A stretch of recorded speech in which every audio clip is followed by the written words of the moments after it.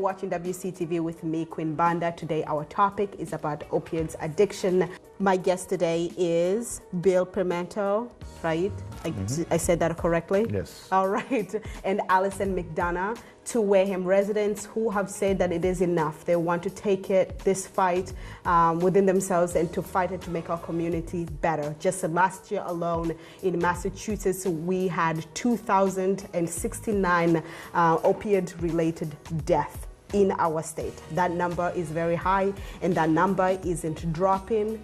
Within the years, it has showed that number is going higher and higher. So I'm thinking let's get to meet you guys. I know I have introduced your name, but we do not know who you are exactly and why you have decided to take upon this fight. So please tell us a little bit more about you. Well, I'm Allison, and I'm an addict, a recovering heroin addict. It took me many, many, many years to be able to be where I am now in recovery. Heroin addiction is very hard. It's hard to get away from.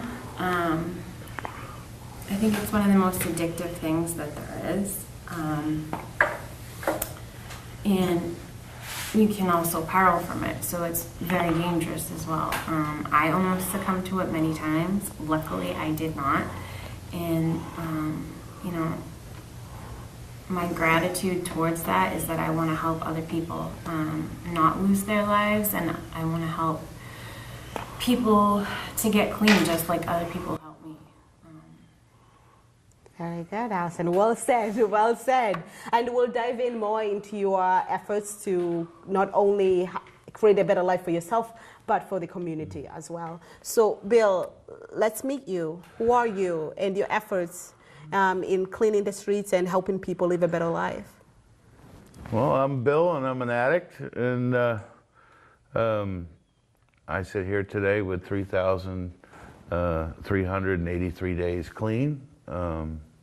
It's something that has kind of taken a life of its own with me to work a program of recovery and help other people. I had a good childhood, but you know, I grew up here in Wareham with what I like to call the normalized drug and alcohol use. You know, stealing from the adults, the alcohol and the weed and stuff, and that just kind of progressed as life went on for me. And you mentioned something before even the interview began.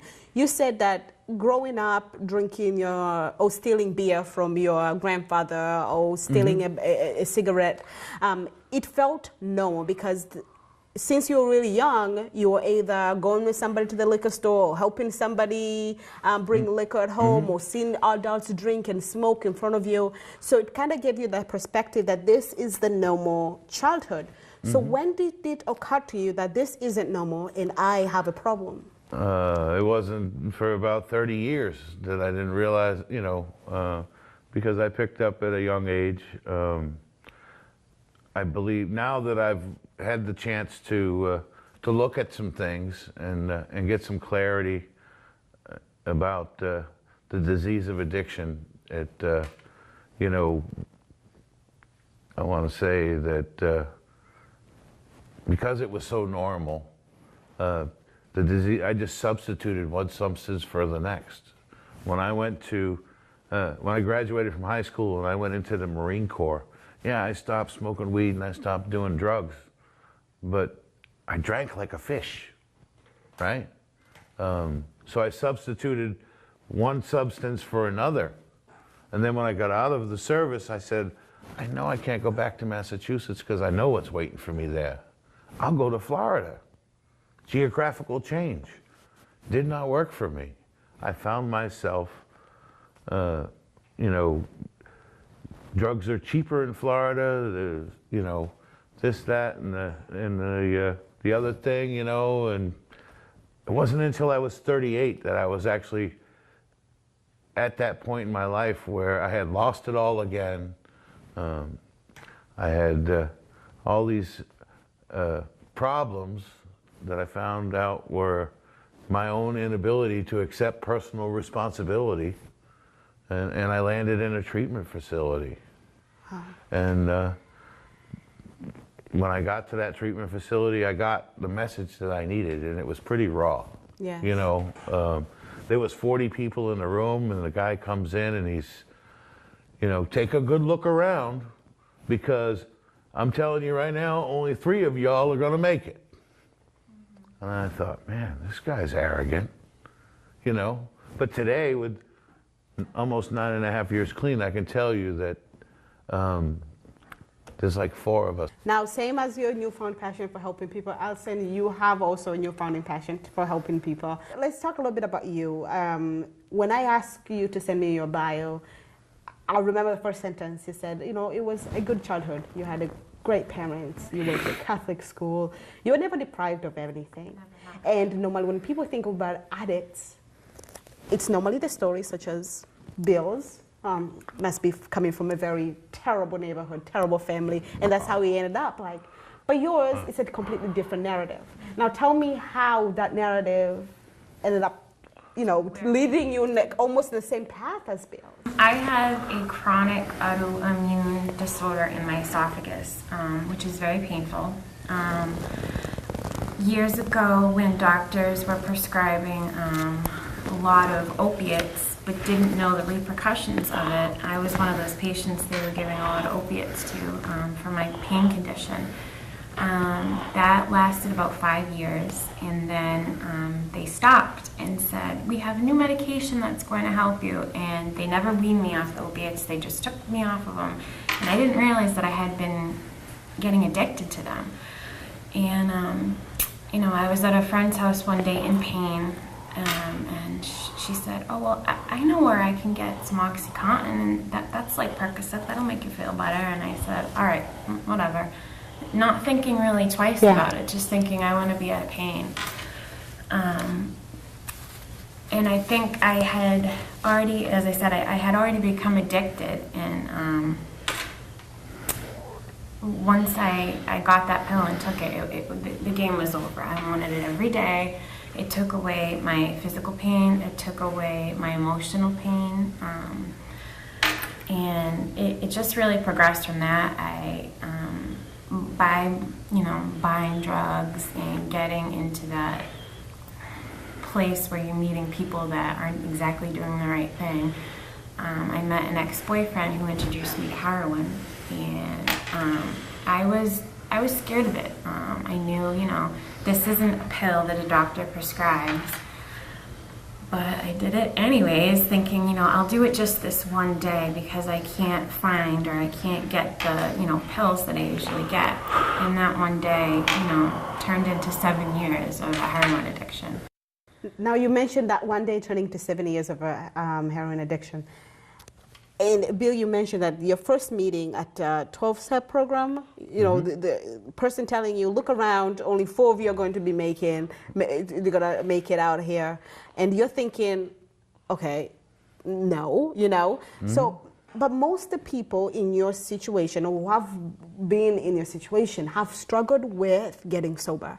They will try a program and they will get out of it. They'll maybe try to be sober for one day, a couple of days, or maybe a year, and then they will go back to their old habits. So let's talk about the internal struggle.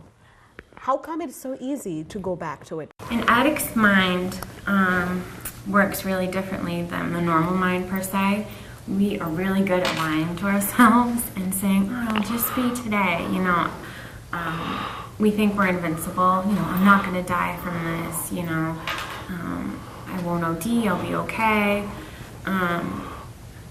We had that set in our mind that this will be the way it is, when, you know, in reality, it's not. For a long time, I told myself, you know, I'll just do it today, and then I'd end up, you know, overdosing, and it kept happening over and over and over and over again for years. I think each addict, each person has different treatment needs and what works for them. One person may need to go to AA and NA. One person may need to go to just NA and counseling, or one person may need AA and counseling, or an IOP, or a sober house. But I think treatment is always needed. You can never cure an addiction by yourself. And obviously, detox and some sort of, at least, IOP, or, I forget what they call it at High Point, but there's like a 2-week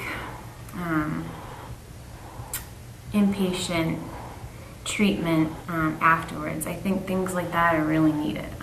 For me, I've been an expert at self-deception and rationalization for many, many years. As an active addict, I have to remind myself of the pain that I went through in the process of getting clean to keep it in the forefront for me. It's tough to fight this fight every day, but we do it. I do it because I know for me, social acceptability doesn't equal recovery. Because the minute I pick up a drug or a drink, I'm no longer socially acceptable. They go back to locking the doors and turning off the lights when they see me coming. Because I know that for this addict, there is no off button. Once I pick up that first one, I'm off to the races. I can't stop. So if I don't pick up the first one, and I use the tools that I've gained in recovery, working on myself, changing my, attitudes, ideas, and behaviors, I never have to experience that pain again. So while in the state of mind, as we, if the voices are coming to your head and saying, I want to use again, or I want to, grab a drink, is there another voice fighting that? Or you completely surrender to that one particular voice? Perfect example, like for me, I've got some clean time. I'm not saying I got a lot, but I got a little bit. And that thought never goes away, that voice, last year, Christmas time, I'm watching TV and I see that Crown Royal Apple commercial. And, 10 years ago when I was ripping and running, Crown Royal was one of my things, right? I watched that commercial and all of a sudden I can almost taste it. Wow, they didn't have that 10 years ago when I was drinking. I bet you that tastes really good. And then all of a sudden, you can taste it. But I know that thought will pass if I don't act upon it, right? For me, the drugs were just a symptom. I learned through doing some step work and doing some different things that that was the case. Drugs are just a symptom, because it doesn't matter. Hershey bars to heroin can make my life unmanageable.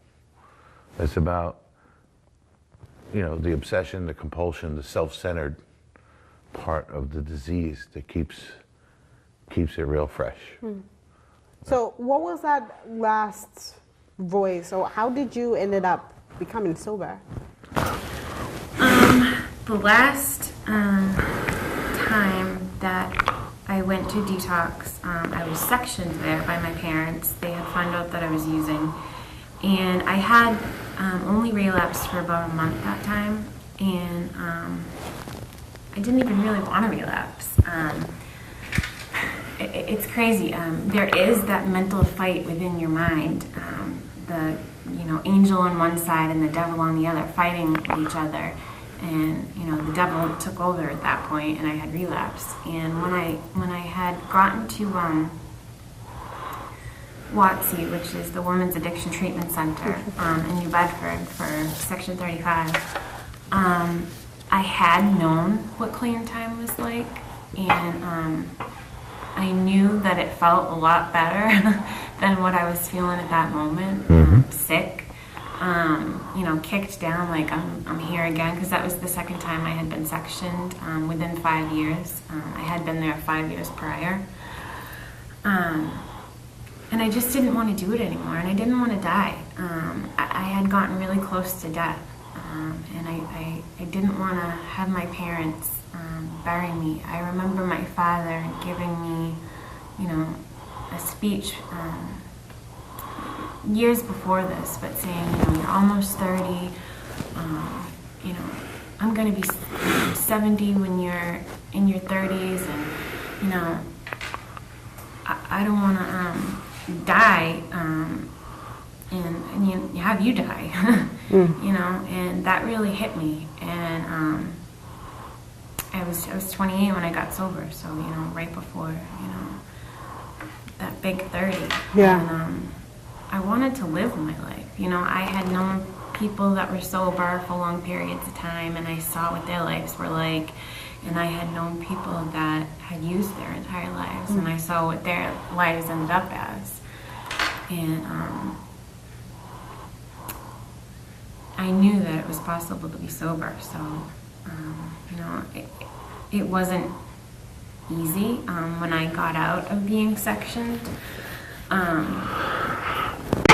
My significant other and I went to a lot of meetings every day for the first 90 days, because that's what they say that you should do, which helps.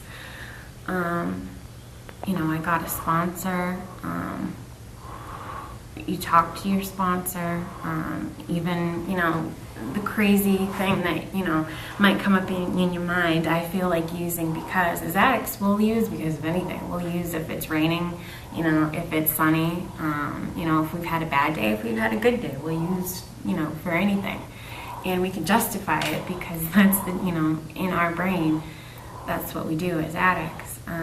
But this term run has been a lot different because I've really committed myself. Just last year alone, between Plymouth County and Essex County, there were 469 deaths.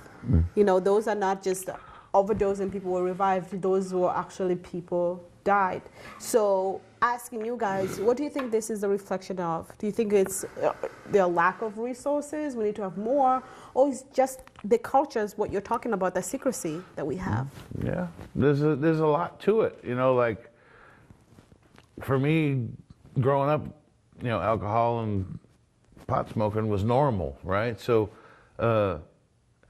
as my disease grew and I got into cocaine and other things, I still didn't see it as a problem. I saw it as normal.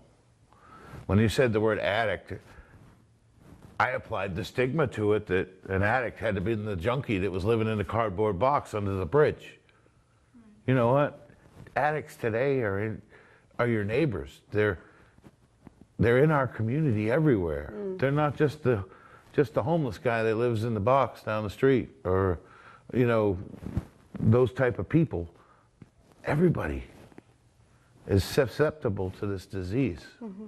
It's running rampant, especially with the way that doctors put out. I mean, they've changed a lot over the years, but it used to be nothing for a doctor to prescribe, Percocets or Valiums or this or that by the hundreds, and then people become addicted, and then when they took them away, where did they go? Absolutely. They go to heroin because it's on the street and it's accessible. We need to have the resources put out there and the information put out there to combat this. Yeah. A lot of it is, Allison talked about going to the detox and then going into another treatment. I think the bottleneck is in that whole going from detox to further treatment, because insurance companies today don't want to pay. They'll give you a 5-day spin dry at the detox. After 5 days of detox, you're supposed to know what to do, and nobody knows what to do after 5 days of being clean. Yeah. They're still in the cloud. They're not clear-headed enough. Yeah. They need that next step of treatment. They need that inpatient stay for 28 days, or they need that halfway house, or that sober house with the connection of the 12-step programs, whether it be and Alcoholics Anonymous or Narcotics Anonymous. In my case, when I got to that treatment facility and they introduced me to those places, I had known about AA because, you know, everybody has a crazy aunt that was in Alcoholics Anonymous back then, but I never knew about Narcotics Anonymous. I never knew there was such a thing. But when I found it, for myself, I felt like I was at home when I found that. Because I could relate, I could identify with a lot of things. And, you know, it was important for me to take those suggestions. Because it was explained to me like, you know, I thought, I don't need that, I'm good. Right? Because I can regain social acceptability, right? And I could function. I was a functional addict, right? But I couldn't change without taking those suggestions. You know, you talked about suggestions. I hear it. I say this all the time, and I heard this in my early recovery, and that was, you know, we push you out of an airplane at 30,000 feet with a parachute. We suggest you pull the ripcord. If you don't, you pay the consequences. Today we got to teach these addicts to pull the ripcord. Take that chance to change and do something different, because social acceptability is not going to save you.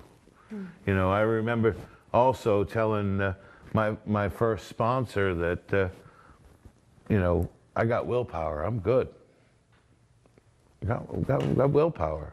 You hear people talk about that all the time. Why don't they just stop? They went to detox for 5 days, they're not physically addicted anymore. Why don't they just stop? Even though they're not physically addicted when they leave detox, they're still mentally addicted, right? And you can think willpower alone will be enough, but my sponsor, when he first explained it to me, he handed me this little package of X-Lax. And he said, here, eat that, and let me know how your willpower works driving to Miami. I was in Tampa at the time. So a 3.5 hour ride after eating the X-Lax. Try to eat that and, you know, see, let me know how your willpower works. It's not gonna work, that's stupid. And I had to hear it in that context to understand that I can't do this alone. I need all the help I can get. So Allison, you know, what kind of help do you think, like let's take it down in a smaller notch here in Wareham, what needs to happen? Because we're part of the Plymouth County, right, and the Essex County is just, you know, they're right there. We are very, very close to one another. So what needs to happen? I think we need more education because to lessen stigma, we need more education on what addiction really is. There's a big debate out there about if addiction is really a disease, and it absolutely is. Just like any other disease that, you know, you can't put a Band-Aid on or isn't as physical. Symptoms may be physical, but you can't always pick people out and say, yes, they're an addict. Like depression or anxiety or things like that. We need to normalize addiction as a disease. Resources, we need continuity in Wareham. Something same day, same month, same day each month. So someone will say, oh yes, I just found my child is addicted, but I know that there is a meeting at this church this day where I can go and find resources on what I'm going to do to help my child not die from addiction. We need more Narcan, people carrying Narcan. I carry Narcan wherever I go.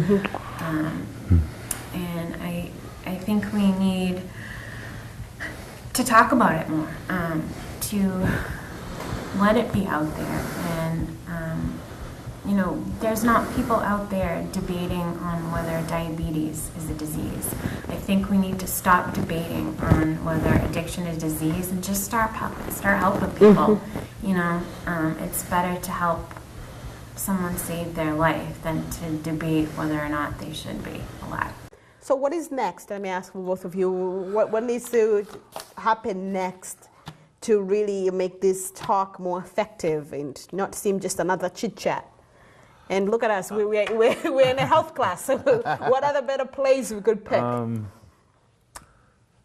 Well, with jumping on board of this page with Allison and talking with her, we're trying to rally the troops. You know, bring some continuity together as a group, and do some things that will help fight this epidemic that we have on our hands. I've reached out to, you know, the chief of police. I've reached out to Wareham Fire, Wareham EMS. There's several other entities that are already trying to do something, but each one has their own little piece in the pie. So we want to make the pie whole. I've reached out to, you know, Melody Conway from the Brent Hastings Foundation, Carmen Dwyer from the Magnolias Group, which is a support group for families of addicts, and you know, we have our connections with the 12-step programs, AA and Narcotics Anonymous, and you know, there's a Naranon group that's local for the families as well. I've been in contact with EB Hope about trying to start a drop-in center here in Wareham. That's kind of what Allison was talking about, with the 1 day a month, certain time. You can go there and get some resources and possibly some help for an addict that's suffering.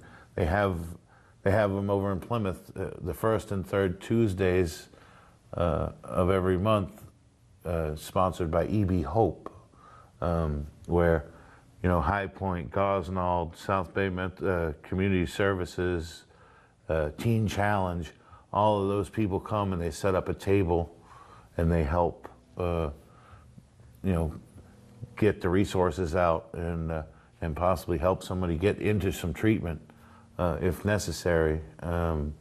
That's the kind of thing we want to bring to Wareham. Well, thank you both. To my viewers at home, thank you so much for joining us in this discussion about opioids addiction and possible solutions right here in Wareham, in our community, to clean it and to make it better. Once again, my guest today was Bill Primetto and also Allison McDonough. Yes, right here in Wareham. So Allison has a Facebook page, which is Wareham Fighting Against Addiction. So she always updates it. Just when you go in there, you can get to know when is the next meeting. The next one is tomorrow, the first one. So yes, thank you for joining us. And from WCTV, I was your host, Quinn Banda.